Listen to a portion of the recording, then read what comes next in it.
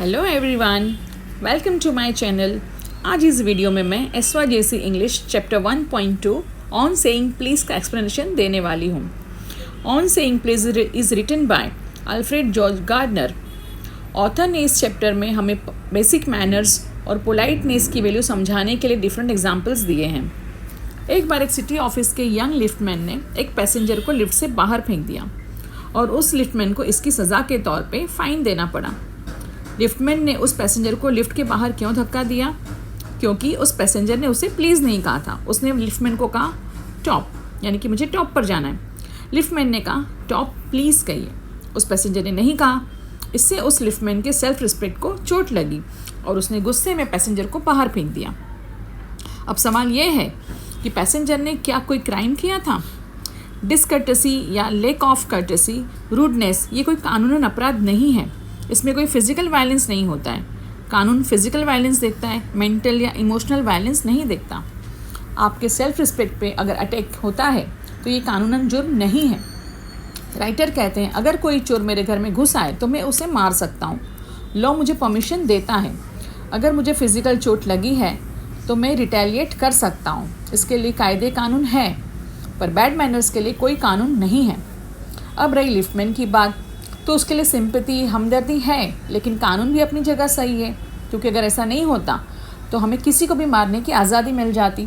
अगर किसी का बिहेवियर पसंद नहीं आया या किसी का टोन ऑफ वॉइस पसंद नहीं है तो लोग वायलेंस पे उतर आते और शहर की गटरें खून से बहती। कायदा मुझे किसी को प्लीज़ कहने के लिए फोर्स नहीं कर सकता। अगर किसी ने हमारी फीलिंग्स या इमोशंस हर्ट किए हैं तो इसके लिए पेनल्टी का कोई इंतज़ाम नहीं है। मोरल या इंटेलेक्चुअल डैमेजेस के लिए कोई कॉम्पेंसेशन नहीं है। तो इसका मतलब ये नहीं कि मोरल डैमेज छोटी बात है। लिफ्टमैन ने पैसेंजर को धक्का दिया क्योंकि वह इमोशनली बुरी तरह हर्ट हुआ था। उसे लगा वह ओहदे में उस पैसेंजर से कम है, इसलिए उसने प्लीज़ नहीं कहा। अगर उसे मारा गया होता, उसे किक मारी गई होती तो उसका पेन शायद ज़्यादा ना होता, क्योंकि वह पेन थोड़ी देर में चला जाता।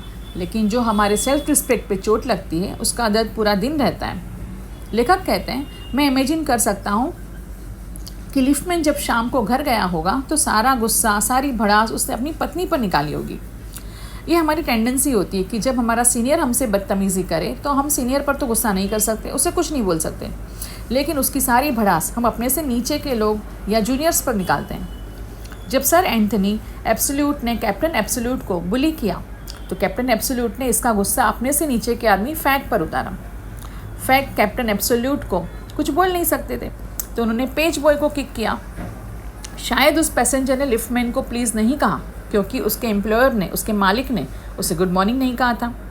अभी उसके मालिक ने गुड मॉर्निंग क्यों नहीं कहा? क्योंकि उसकी पत्नी के साथ ब्रेकफास्ट पर उसका झगड़ा हुआ होगा। और उसकी पत्नी गुस्से में क्यों थी? क्योंकि उसके कुक ने उससे रूडली बातें की थी। कुक गुस्से में क्यों था? क्योंकि उसके हाउसमेट ने उसको सामने जवाब दिया था। तो इस तरह बैड मैनर्स एक इन्फेक्शन की तरह होता है, एक साइकिल की तरह घूमता है जो एक व्यक्ति से दूसरी व्यक्ति में फैलता है। बैड मैनर्स शायद दुनिया के सारे क्राइम से बड़ा जुर्म है। हालांकि लिफ्टमैन के खिलाफ जो वर्डिक्ट, यानी कि जो फैसला हुआ, उसे मैं मानना होगा, लेकिन ज़्यादातर लोगों को उसके साथ सिंपैथी होगी। ये सच है कि कोई भी लॉ हमें प्लीज़ बोलने पर मजबूर नहीं कर सकता, लेकिन एक सोशल प्रैक्टिस है जो कि किसी भी लॉ से बहुत बड़ी और पवित्र है, जो कि है सिविल बनना, अदब से पेश आना। और इसकी पहली रिक्वायरमेंट है किसी की सर्विस को एक्नॉलेज करना। अगर किसी ने आपके लिए कुछ काम किया है तो आप थैंक यू बोलो। आपसे कुछ चोट लग गई, कोई आपसे हर्ट हो गया तो आप सॉरी बोल दो। प्लीज़ और थैंक यू बोलने से हम सिविलाइज्ड बनते हैं। ये छोटी छोटी कर्टसीज़ हैं, अच्छे मैनर्स हैं, जिससे हम अपनी ज़िंदगी की मशीन को ऑयल करते हैं। किसी भी मशीन को अच्छे से चलाने के लिए ऑयल की ज़रूरत पड़ती है, वैसे ज़िंदगी को अच्छे से चलाने के लिए गुड मैनर्स ज़रूरी हैं। लेखक आगे कहते हैं कि यहाँ पर मैं अपने एक फ्रेंड जो कि एक पोलाइट बस कंडक्टर है उनको मेंशन करूँगा।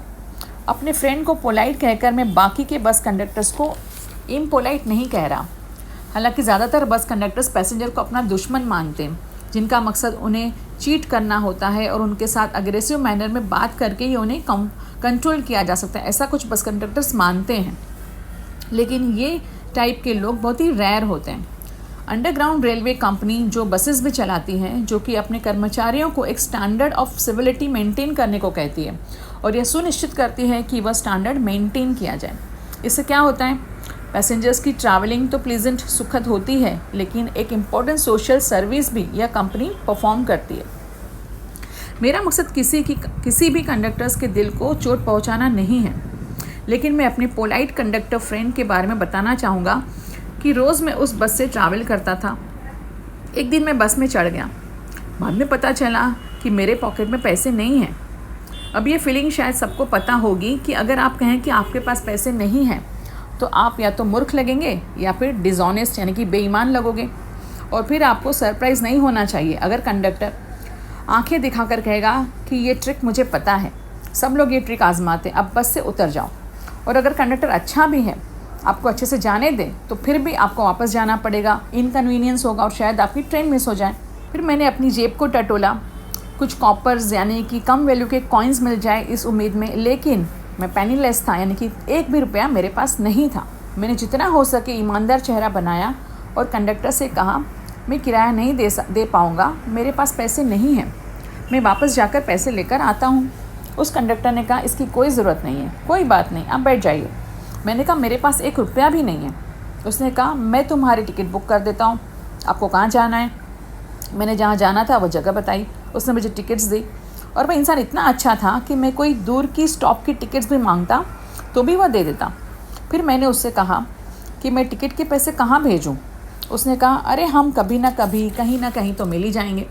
ऐसा कह के वह टर्न हुआ, लेकिन लकीली मुझे अपने पॉकेट्स के कॉर्नर से कुछ पैसे मिले और वो मैंने उस कंडक्टर को दे दिए। लेकिन जितनी खुशी मुझे जेब से पैसे मिलने की हुई, उससे कहीं ज़्यादा मुझे उस अच्छे नेचर्ड बस कंडक्टर के बिहेवियर से मिले। राइटर आगे कहते हैं, कुछ दिनों के बाद मैं उसी बस में ट्रैवल कर रहा था, तब किसी ने मेरे पैर की उंगली पर ज़ोर से पैर रख दिया। मैं तब कुछ पढ़ रहा था, मैंने गुस्से में ऊपर देखा, वही बस कंडक्टर था। उसने मुझे सॉरी सर कहा और कहा, मुझे पता है ये मेरे हैवी बूट्स हैं और मैं हैवी बूट्स पहनता हूँ क्योंकि कई बार लोग मेरा पैर कुचल देते थे। उम्मीद है मैंने आपको चोट नहीं पहुँचाई। हालांकि मुझे चोट लगी थी, मेरे पैर में तकलीफ़ हो रही थी, मैं हर्ट हुआ था, लेकिन वह इतना अच्छा आदमी था कि मैंने कहा मुझे चोट नहीं लगी। इसके बाद मैं हर रोज़ उस कंडक्टर को ऑब्ज़र्व करता था और उसका अच्छा स्वभाव मुझे खुशी देता था। वह सब पैसेंजर के साथ अच्छे से पेश आता था। उसके पास धैर्य, सब्र और पैसेंजर को कंफर्टेबल करने की कला थी। मैं नोटिस करता था, जब भी बारिश होती थी वह सीढ़ियों पे भागता था और पैसेंजर्स को कहता था, अंदर आ जाइए। बूढ़े बुजुर्ग व्यक्ति के साथ वह बेटे की तरह और बच्चों के साथ बाप की तरह बिहेव करता था और यंग लोगों के साथ मजाक मस्ती किया करता था। अगर कोई अंधा व्यक्ति बस में चढ़ता तो वह कंडक्टर उसे सेफली नीचे उतारता और ड्राइवर से वेट करने को कहकर वह उस अंध व्यक्ति को अगर रोड क्रॉस करना होता तो रोड क्रॉस करवाता या फिर सेफली कोई कॉर्नर तक छोड़ के आता। अगर शॉर्ट में कहूँ तो उसके अच्छे स्वभाव और गुड मैनर्स की वजह से बस की जर्नी सुखद हो जाती थी। और एक बात जो मुझे स्ट्राइक करती थी वह कि वह कितना इजीली अपना काम करता था। अगर बैड मैनर्स इन्फेक्शियस है तो गुड मैनर्स भी इन्फेक्शियस है। अच्छी मैनर्स अच्छे वेदर की तरह होती है। जॉन कीट्स, जो कि एक इंग्लिश पोएट थे, उन्होंने कहा था कि अच्छा मौसम मेरे स्पिरिट को, मेरी रूह को क्लियर अप करता है, सुकून देता है। जिस तरह अच्छा मौसम हमारा दिन सुधार देता है, उसी तरह अच्छे मैनर्स हमें खुशी देते हैं और एक चेयरफुल खुश मिजाज व्यक्ति भी हमारा दिन अच्छा बना सकता है। उस अच्छे बस कंडक्टर की सिविलिटी, अच्छा नेचर, गुड मैनर्स पैसेंजर्स को भी इन्फेक्ट करता था, पॉजिटिवली अफेक्ट करता था। वह पैसेंजर को खुश रख के अपना ही काम ईजी कर रहा था। आगे चल के जब मेरा रूट अलग हुआ तब मैं उस कंडक्टर को मिस करता था। बस उम्मीद है कि वह अभी भी इसी तरह सबको कंफर्ट दे रहा होगा और मुझे उस बस कंडक्टर की तारीफ़ करने के लिए कोई पछतावा नहीं है, क्योंकि विलियम वर्ड्सवर्थ जैसे महान कवि एक गरीब लीच गैदरर से कुछ सीख सकते हैं तो हम भी अपने से छोटे इंसान से अच्छी चीज़ें सीख सकते हैं। इसमें कोई शर्म की बात नहीं है। लीच गैदरर का मतलब होता है, लीच यानी कि जोंक को इकट्ठा करने वाला। भी जोंक क्या है? जोंक ऐसा जीव है जो कि खराब खून को चूसता है। तो कहने का मतलब है हम कुछ ना कुछ हर किसी से सीख सकते हैं, चाहे वह व्यक्ति कितना भी छोटा क्यों ना हो। आगे राइटर उस लिफ्टमैन को एक सजेशन देते हैं कि अगर उसने उस पैसेंजर का बदला पोलाइटनेस से, अच्छे बर्ताव से लिया होता, ना कि उसे लिफ्ट के बाहर फेंकता, तो शायद उस पैसेंजर को अपने बिहेवियर पर पछतावा होता और उस लिफ्टमैन की अच्छाई की उस पैसेंजर की बुराई पर जीत होती। The polite man may lose the material advantage but he always has the spiritual victory. मतलब एक पोलाइट इंसान बाहरी चीज़ें खो सकता है, मटीरियल चीज़ें लूज़ कर सकता है, लेकिन स्पिरिचुअली रूहानी तौर पर उसकी जीत होती है। आखिर में राइटर चेस्टरफील्ड नाम के एक व्यक्ति का एग्जाम्पल देते हैं कि उनके ज़माने में लंदन में सड़कें अच्छी नहीं होती थी, कच्ची होती थी, कीचड़ होता था। एक सड़क के ऊपर एक वॉल थी।